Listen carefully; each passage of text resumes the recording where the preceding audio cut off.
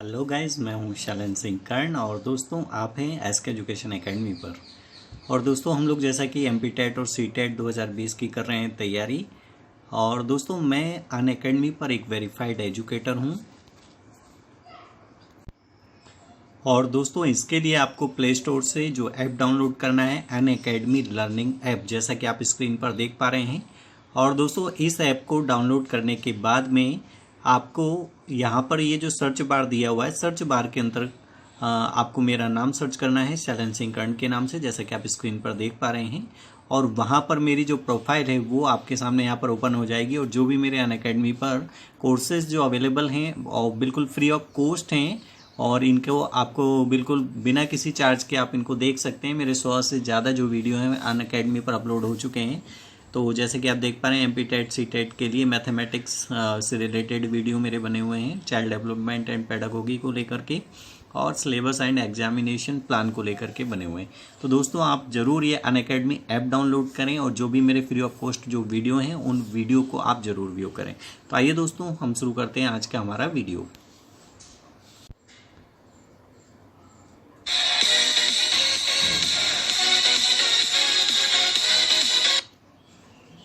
Hello दोस्तों, एक बार फिर से मैं आप सभी लोगों का एसके एजुकेशन एकेडमी पर स्वागत करता हूं। और दोस्तों आज का जो हमारा टॉपिक है बाल विकास एवं शिक्षा शास्त्र के अंतर्गत प्रयास एवं त्रुटि का सिद्धांत। अब दोस्तों ये तो आप जानते ही होंगे कि ये जो सिद्धांत है किसने दिया।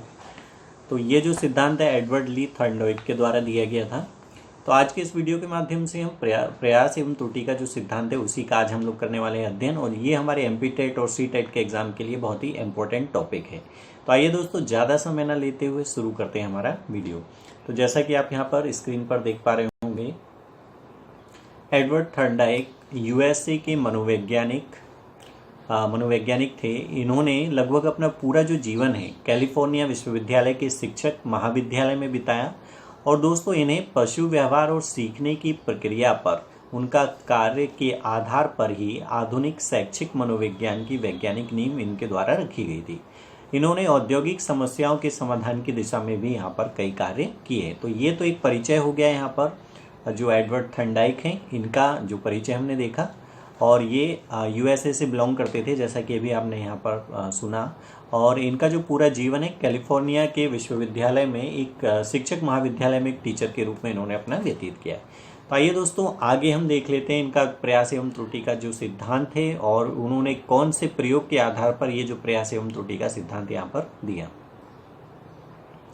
तो दोस्तों आप देख पा रहे होंगे थॉर्नडाइक का प्रयोग। थॉर्नडाइक ने अपने अधिगम सिद्धांत से संबंधित प्रयोग एक बिल्ली पर किया। उसने एक भूखी बिल्ली को एक विशेष प्रकार के संदूक में बंद कर दिया और इस संदूक का जो दरवाजा है एक खटके अथवा चटकनी के दबने से खुलता था। दोस्तों संदूक के बाहर मछली का एक टुकड़ा इस प्रकार रख दिया कि अंदर से बिल्ली को वो जो मछली का टुकड़ा है वो स्पष्ट दिखाई देना चाहिए। अब दोस्तों भूखी बिल्ली के लिए मछली का जो टुकड़ा है एक उद्दीपन की तरह यहाँ पर कार्य करता है। और उस टुकड़े को देख करके जो बिल्ली है उसने अनुक्रिया यहाँ पर करना प्रारंभ कर दी। बिल्ली ने बाहर निकलने के लिए कई प्रयत्न किए, लेकिन काफ़ी देर तक बिल्ली संदूक के अंदर ही चलती फिरती या कूदती रही। और उसकी अनेक अनुक्रियाएं एवं भूल के आधार पर कई बार संयोगवश बिल्ली का जो पंजा है वो संदूक के दरवाजे पर पड़ा और वह खुल गया। बिल्ली ने बाहर रखा हुआ मछली का जो टुकड़ा है उसको खा लिया। तो इस प्रकार से ये जो प्रयोग था थॉर्नडाइक के द्वारा किया गया। उन्होंने एक बिल्ली को काफ़ी दिनों तक भूखा रखा और उसे यहाँ पर पिंजरे में बंद करके उसमें एक चटकनी लगा दी और बाहर एक मछली का टुकड़ा रख दिया। और बिल्ली ने कई बार प्रयास के उपरांत और उस चटकनी को दबाया और इस प्रकार से उसे खाने के रूप में मछली का जो टुकड़ा वो प्राप्त हुआ। तो वो एक प्रकार से उसके लिए यहाँ पर एक पुनर्बलन का उसने कार्य किया। एक पुरस्कार के तौर पर उसको यहाँ भोजन प्राप्त हुआ। और यहाँ पर जो हमने देखा कि जो भूख है, भूख क्या हो गई, एक प्रकार का उद्दीपन हो गई जो जिसने उसे क्रिया करने के लिए यहाँ पर बाधित किया। तो ये तो दोस्तों था हमारा थॉर्नडाइक का प्रयोग। अब दोस्तों आगे और देख लेते हैं। थॉर्नडाइक ने उपयुक्त प्रयोग को कई बार दोहराया। उसने उसी बिल्ली को भूखा रखकर उस संदूक में बंद कर दिया। बिल्ली ने फिर पहले जैसे ही यहाँ पर अनुक्रिया प्रारंभ कर दी तथा संयोगवश उसका जो पंजा है फिर से संदूक के दरवाजे पर पड़ा और वह बाहर निकलकर मछली का जो टुकड़ा है पाने में यहाँ पर कामयाब हो गई। इस प्रकार थॉर्नडाइक ने इस प्रयोग को कई बार दोहराया। जैसे जैसे प्रयोग की संख्या बढ़ती गई वैसे वैसे ही बिल्ली कम प्रयास एवं कम भूल करती हुई बाहर निकलती रही एवं बिल्ली की गलत अनुक्रियाओं में यहाँ पर लगातार कमी आती गई। और अंत में एक समय ऐसा आया, हमने देखा है कि जो बिल्ली है बिना कोई भूल किए हुए संदूक का जो दरवाजा खोलना यहाँ पर सीख गई। तो इस प्रकार से ये जो हमारा जो प्रयास एवं त्रुटि का जो सिद्धांत है वो यहाँ पर इस बिल्ली के माध्यम से हमने यहाँ पर समझने का प्रयास किया। और थॉर्नडाइक ने अपने सिद्धांत में ये भी वर्णन किया कि सही अनुक्रिया वह अनुक्रिया होती है जिसे करने के बाद विद्यार्थी को यहाँ पर पुनर्बलन मिलता है। दोस्तों यहाँ पर पुनर्बलन का मिलना आवश्यक है कि यदि उसने कोई अनुक्रिया की है और अनुक्रिया करने के पश्चात उसको कुछ प्राप्ति हुई है तो वो यहाँ पर पुनर्बलन के रूप में प्रबलित होती है। दोस्तों थॉर्नडाइक के उद्दीपन अनुक्रिया पुनर्बलन के सिद्धांत के 3 महत्वपूर्ण नियम भी हैं तथा 5 इसके सहायक नियम हैं जो इस प्रकार से हैं। तो हम पहले इसके जो महत्वपूर्ण नियम है वो देख लेते हैं। पुनर्बलन के सिद्धांत के 3 महत्वपूर्ण नियम जो है, एक है तत्परता का नियम, एक है हमारा अभ्यास का नियम और जो तीसरा है हमारा प्रभाव का नियम। अब दोस्तों तत्परता के नियम के संबंध में आप जानते हैं ये जो नियम है स्पष्ट करता है कि जब तक जीव अथवा बालक किसी कार्य को करने के लिए यहाँ पर तत्पर ना हो, तैयार ना हो, तब तक उसे सिखाया नहीं जा सकता। तो ये तो हमारा तत्परता का नियम कहता है। इसी प्रकार से अभ्यास का जो नियम है, अभ्यास का नियम ये कहता है कि किसी भी कार्य अथवा किसी भी क्रिया को बार बार करने अथवा उसकी पुनरावृत्ति करके उसे आसानी से सीखा जा सकता है। तो ये हमारा अभ्यास का नियम हो गया। और दोस्तों इसी प्रकार से हमारा जो प्रभाव का नियम है, ये नियम स्पष्ट करता है कि जिन बातों का अच्छा प्रभाव पड़ता है उन बातों को आसानी से सीखा जा सकता है और यदि उसका अच्छा प्रभाव नहीं पड़ेगा तो उन बातों को सीखने में थोड़ा सा हमें समय लगता है। तो ये तो हमने पुनर्बलन के जो महत्वपूर्ण प्राथमिक जो सिद्धांत है उनको हमने देखा। अब इसके हम कुछ जो सहायक सिद्धांत हैं उनको भी देख लेते हैं। तो जैसा कि आप देख पा रहे हैं पुनर्बलन के सिद्धांत के 5 यहाँ पर सहायक नियम दिए हैं। सबसे पहले दिया है हमारा बहुअनुक्रिया का नियम। अब दोस्तों बहुअनुक्रिया का नियम क्या होता है? इस नियम के अनुसार प्राणी अथवा व्यक्ति नई परिस्थितियों में एक के बाद एक कई अनुक्रियाएं करता है और तब तक करता है जब तक कि उसको वांछित जो सफलता प्राप्त नहीं हो जाती। इसे हम क्या कहते हैं? बहुअनुक्रिया का नियम कहते हैं। रुचि या मनोवृत्ति का नियम, ये आप जानते ही होंगे कि प्राणी उसी कार्य को अच्छे से अथवा उत्तम ढंग से करता है जिसे करने में उसकी रुचि होती है या जिसके प्रति उसका जो दृष्टिकोण होता है वो सकारात्मक होता है।